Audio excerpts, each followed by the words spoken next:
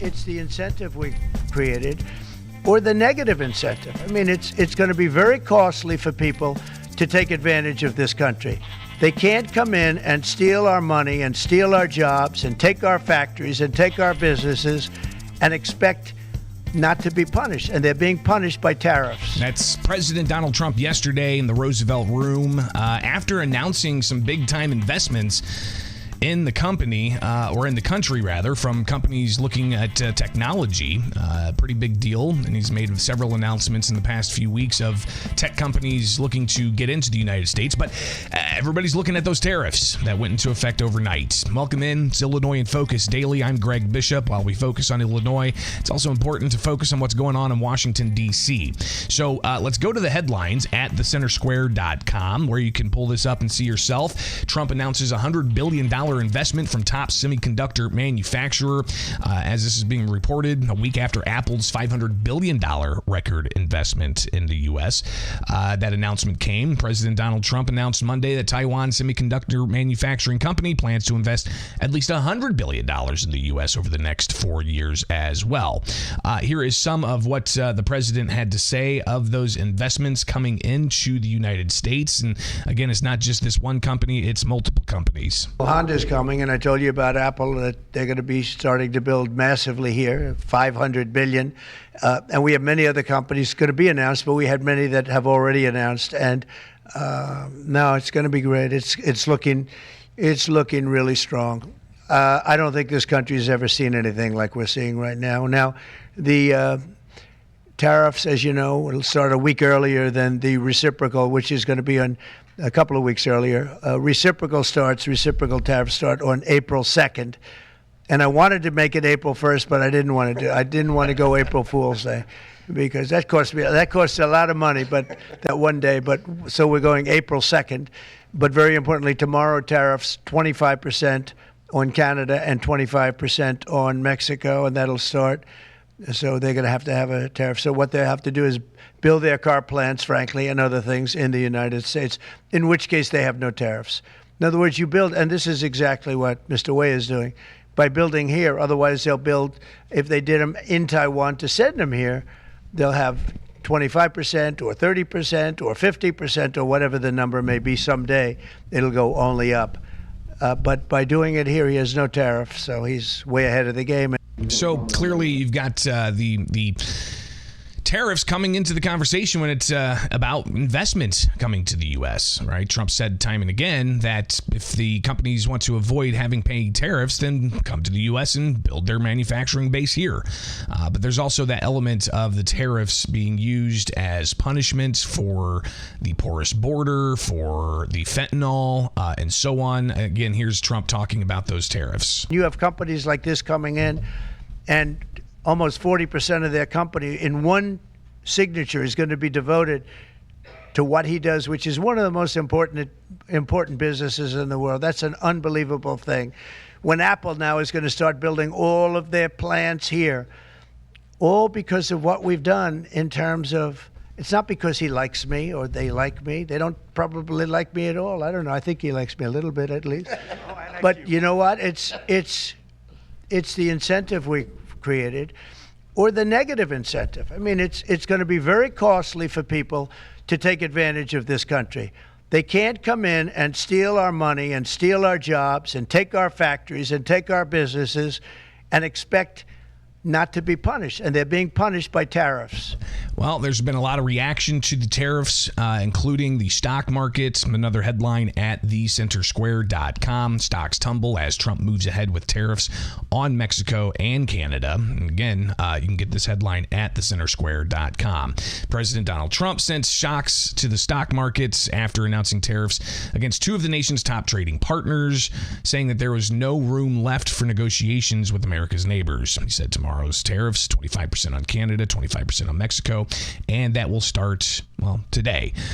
So they're going to have a tariff, and what they do is build their car plants, frankly, and other things in the United States, to which they will have no tariffs. The stock market obviously dropping initially 650 points. Previously, the president had said that the tariffs would remain in place until Mexico and Canada stop the flow of migrants and fentanyl into the U.S. But when it comes to these types of shock waves, obviously people feel it, right? You've got a 401k invested in the stock market. You're feeling it.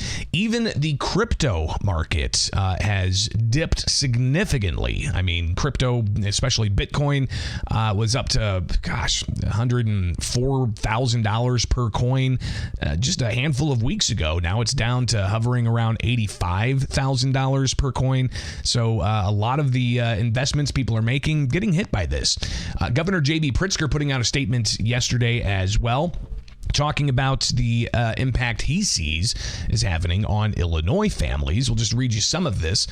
The governor put this statement out saying Trump's tax on working families will have a devastating impact on Illinois' manufacturing and agricultural sectors and will hurt hardworking Illinoisans at the grocery store checkout, on their utility bills, and at the gas pump. Pritzker went on to say that I've spent the past few weeks talking with families, manufacturers, and even breweries who've been preparing to reduce production and raise prices, actions that have a ripple effect for supply chains in Illinois and across the country. Donald Trump swore to bring down costs at day one. Instead, he's taxing working families while embarrassing America on the world stage. I will be staying in close contact with representatives from Canada and Mexico to emphasize Illinois' commitment to an ongoing trade partnership, and I will not stop fighting to ensure Illinoisans get a fair deal for our economy and our families.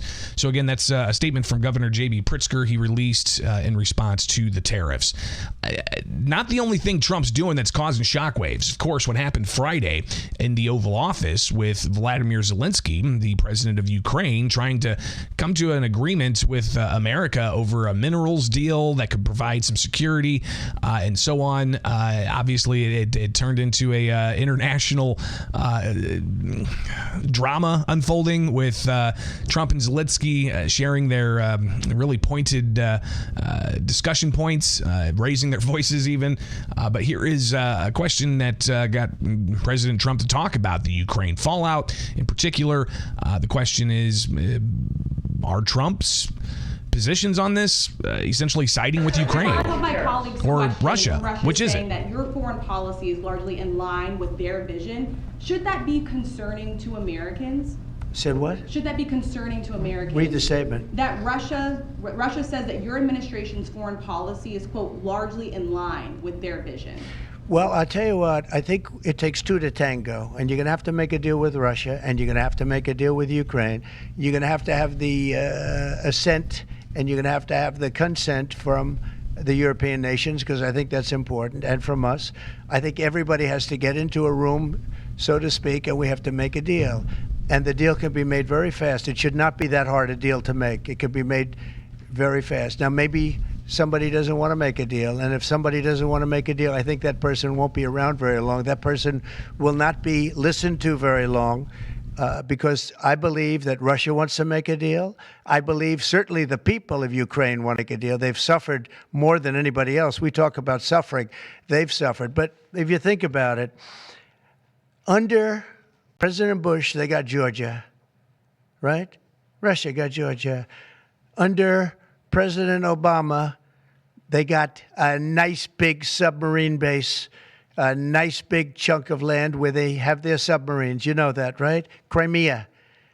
Under President Trump, they got nothing. And under President Biden, they tried to get the whole thing. They tried to get the whole big Ukraine, the whole thing. If I didn't get in here, they would have gotten the whole thing. So I can only say you can go back to Bush, you can go back to Obama, and go back to Biden. They took a lot. The only one they didn't get, you know what I gave them? I gave them anti-tank missiles. That's what I gave them. I gave them sanctions on Russia. I gave them javelins. You know the javelins? You know when they took out all those tanks? You know the tanks were heading to Kiev by the hundreds, and they were unstoppable. And I gave them javelins. So, you know, I really, Putin is the one that will tell you this has not been so good for them. The fact is that I just want fairness. It's President Donald Trump and the continued fallout of his actions amongst the establishment global elites, amongst the establishment U.S. politicians, and he's got a speech he's delivering tonight in front of a joint session of Congress, primetime. Interested to see all the things he's going to talk about and the reactions that'll likely pour in from opposition Democrats. So we'll review that for you tomorrow here with Illinois in Focus Daily. What's up in Washington, D.C.? Wake up with us each and every weekday morning for Illinois in Focus Daily Live, or you can join the chat room. It's pretty lively in there. Keep it clean, guys. But you can also get this podcast anywhere you get podcasts. Just search Illinois in Focus and you'll find it. Don't forget, subscribe to the newsletter at thecentersquare.com.